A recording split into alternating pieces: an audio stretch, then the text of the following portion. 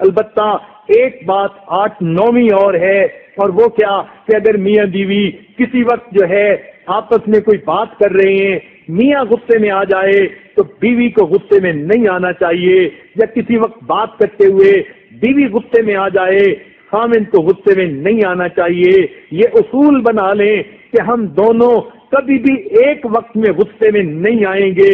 اول تو غصے میں آنا نہیں چاہیے، اور اگر بالفرض انسان ہونے کے ناطے کوئی غصے میں آ بھی گیا کسی وجہ سے، یا بات کرتے ہوئے اس کی آواز بلند ہو گئی اور چہرے پہ غصے کے آثار ظاہر ہوئے، اگر بیوی غصے میں آ گئی خامن کو عقل مندی کرنی چاہیے، اس وقت غصہ نہ کرے جواب میں، اور اگر خامن غصے میں آ گیا تو بیوی اگر سمجھتی بھی ہے کہ یہ ناحق غصہ کر رہا ہے اس وقت خاموش رہے، پھر تھوڑی دیر کے بعد اپنی بات بتا دے گی، تو تھوڑی دیر کے بعد دیکھے گی کہ وہی خامن جو پہلے اتنا غصے میں تھا اب اتنا پیار کرنے والا بن گیا۔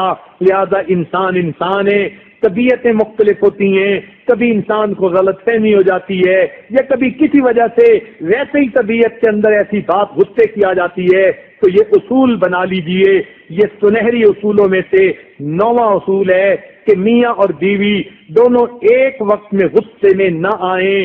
اگر رسی دو نے پکڑی ہوئی ہے اور دونوں مل کے کھینچیں گے تو پھر تو رسی دھاگا ٹوٹ جائے گا، ایک اگر کھینچے دوسرا ڈھیلا چھوڑ دے دھاگا کبھی نہیں ٹوٹ سکتا۔ یوں ہی سمجھیے اگر خامن غصے میں آ گیا بیوی اب دھاگے کو کھلا چھوڑ دے تو تھوڑی دیر بعد دیکھے گی خامن بھی نارمل ہو جائے گا اور آپس کا رشتہ بھی اسی طرح ٹھیک رہے گا۔ اگر بیوی غصے میں آ گئی تو خامن تھوڑی دیر کے لیے خاموش ہو جائے اور اس وقت غصہ نہ کرے، اور اس کے بعد دیکھے کہ بیوی کا غصہ دور ہو جائے گا، بلکہ بیوی غصہ کرے خامن کو پیار سے بات کرنی چاہیے۔ نبی علیہ الصلوۃ والسلام کی مبارک سنت دیکھ لیجئے، ایک مرتبہ کوئی بات تھی جس پر سیدہ عائشہ صدیقہ رضی اللہ تعالیٰ عنہ ان کو کسی بات پہ غصہ آ گیا۔ جب غصہ آیا حدیث پاک میں آتا ہے نبی علیہ الصلوۃ والسلام نے ان کے کانوں کی لو کو ہاتھ لگا کے تھوڑا مسلا، یعنی ان پر ہاتھ ان کو انگلیوں میں لیا اور دبایا، اور پھر پیار سے کہا اے منی سی عائشہ، ہاں کیونکہ عمر میں بہت چھوٹی تھی تو پیار سے نبی علیہ السلام فرما رہے ہیں، حالانکہ وہ اس وقت غصے کی حالت میں نبی علیہ السلام نے ان کی کانوں کی لو کو اپنی انگلیوں میں پکڑ کے دبایا۔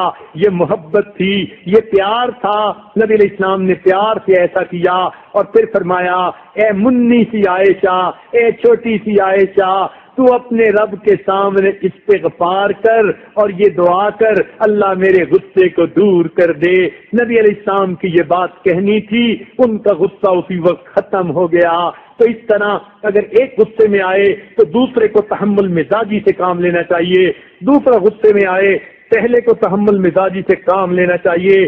اگر دونوں غصے میں آئیں گے شیطان خوش ہو جائے گا، اس لیے کہ شیطان کا کام بنتا تب ہے جب میاں بیوی دونوں غصے میں ہوتے ہیں، بیوی بھی جلی کٹی سنا رہی ہوتی ہے اور خامن بھی آگے سے دھمکیوں کے انبار لگا رہا ہوتا ہے، غصے میں آ کے پھر گھر اجڑتے ہیں، طلاقیں ہوتی ہیں۔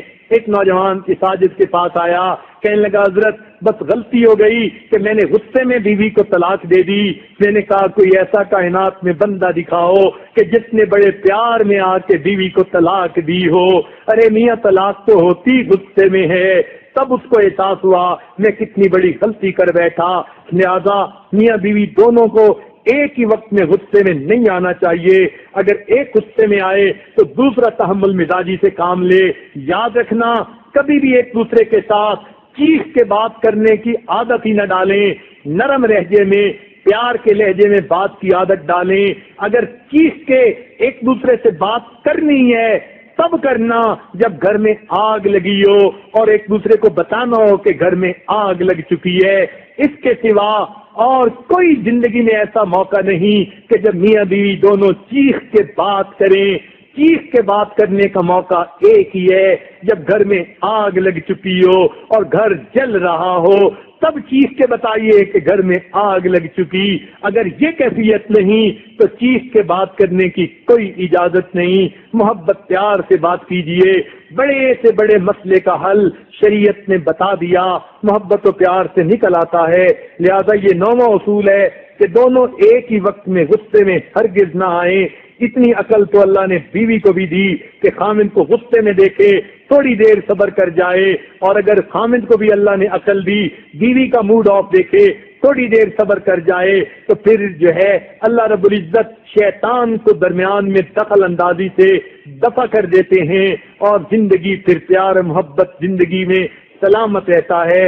اس میں بعد دسواں اصول ہے، اور وہ یہ ہے اگر کبھی کسی وجہ سے آپس میں آرگومنٹ ہو گئے یا آپس میں کوئی بات ہو گئی، اول تو ہونی نہیں چاہیے، اگر فرض کرو ہو گئی، اگر کوئی آرگومنٹ آپس میں کرنے کا موقع آ بھی گیا، لہذا اب میاں بیوی کو چاہیے ناراض حالت میں ایک دوسرے کے جو ہے ناراض حالت میں کبھی نہ سوئیں۔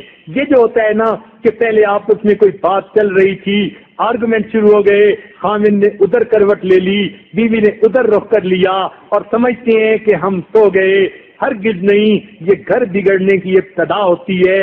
یہ زندگی میں فیصلہ کر لیجئے، ہم نے ہمیشہ کسی نہ کسی نتیجے پہ متفق ہونے کے بعد سونا ہے۔ اگر کوئی جو ہے بات آپس میں اختلاف رائے کی ہو گئی، اول تو ایسی محبت کے وقت میں اختلاف رائے کی باتیں ہی نہ کریں۔ اگر کوئی بات نکل بھی آئی، بیوی نے اعتراض کر دیا، خامند نے اعتراض کر دیا، کسی نے کوئی بات کر دی اور آپس میں آرگومنٹ چل پڑے، تو جب تک ایک دوسرے کو سمجھا نہ لیں، جب تک ایک دوسرے کو منا نہ لیں، ناراضگی کی حالت میں سونا اپنے اوپر ایسے سمجھیں جیسے حرام ہوتا ہے۔ اس طرح جب آپ سمجھ لیں گے، بیوی بھی سمجھے کہ میں ایسی حالت میں ہرگز نہ سوؤں، اور یہ تو حدیث پاک میں آیا کہ جب کوئی بیوی اس حالت میں سوتی ہے کہ خامند اس سے ناراض ہوتا ہے، اللہ کے فرشتے اس پر لعنت کر رہے ہوتے ہیں۔ جب تک وہ اپنے خامند کو منا نہیں لیتی، تو پھر بیوی کو چاہیے وہ بھی عقل کے ناخن لے، ایسی حالت میں کیوں سو رہی ہے جبکہ خامند اس سے ناراض ہے، اور آدمی سوچے کہ میری بیوی میری خادمہ ہے، اس کا دل کو میں نے تکلیف پہنچا دی، اس کا دل دکھی ہے تبھی تو ناراض ہے۔ اگر اس دکھی دل کو میں نے اس وقت نہ خوش کیا، ایسا نہ ہو کہ کہیں اللہ مجھ سے ناراض ہو جائے کہ تو نے اپنی بیوی کو خوش کیوں نہ کیا، جبکہ اس کو خوش کرنے کا حکم شریعت و سنت میں عطا کیا گیا۔ لہذا خامند بھی چاہے کہ بیوی کو منا لے، بیوی کو چاہیے خامند کو منا لے۔ ناراضگی کی حالت میں کبھی بھی نہیں سونا چاہیے، بلکہ ایسے وقت میں بھی یہی سوچنا چاہیے کہ فرصت زندگی کم ہے محبتوں کے لیے، فرصت زندگی کم ہے محبتوں کے لیے، لاتے ہیں کہاں سے وقت لوگ نفرتوں کے لیے۔ یہ تو زندگی اتنی چھوٹی ہے، اگر ساری زندگی محبت میں گزار دی جائے پھر بھی زندگی کا وقت تھوڑا ہے۔ پتہ نہیں لوگ نفرت کے لیے کہاں سے وقت نکال لیتے ہیں، نفرتوں کے لیے تو وقت ہے ہی نہیں۔ اس وقت کو محبتوں میں گزار دیجئے۔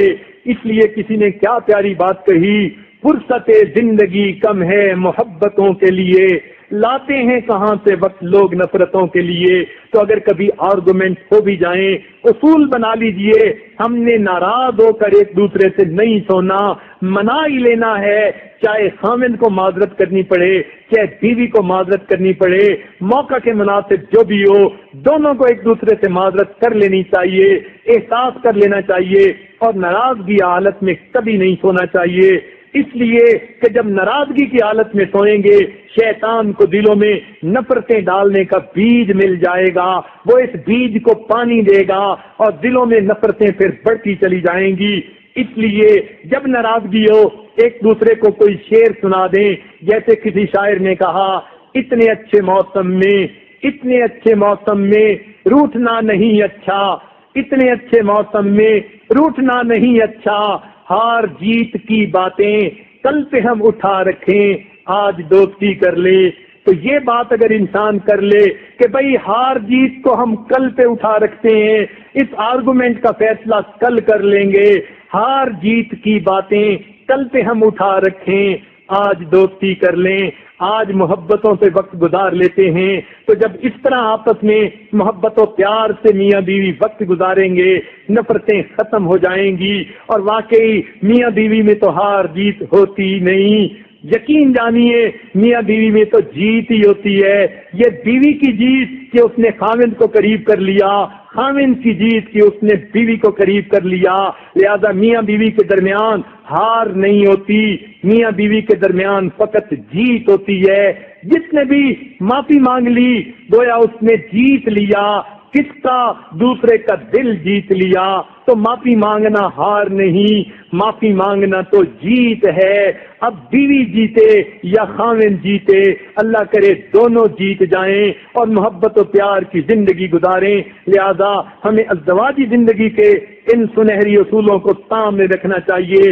اور اگر بالفرض کوئی ایسی بات ہے کہ آپس میں کوئی ایک فیصلہ نہیں ہو رہا، پھر بھی معاملے کو آپ کل پہ اٹھا رکھیے اور اس دن آپس میں ایک دوسرے سے خوش ہو جائیے. یہ بھی تو کہہ سکتے ہیں نا کہ لیٹ اس ایگری اپون ڈس ایگریئنگ ٹو نائٹ. چلو آج ہم اس بات پہ ایگری ہو جاتے ہیں کہ آج ہم اس بات پہ ایگری نہیں ہوئے، یہ بھی تو ایگریمنٹ ہی ہے. تو اس پہ ہی چلو بات کو جو ہے کلوز کر لیا کریں. مقصد یہ کہ جب بھی کوئی بات چیت ہو بالآخر اس کا نتیجہ آپس کی محبت میں نکلنا چاہیے. انسالوڈ اس کو نہیں چھوڑنا چاہیے، ناراض حالت میں نہیں سونا چاہیے. رب کریم ہمیں ان سنہری اصولوں پر عمل کی توفیق عطا فرمائے.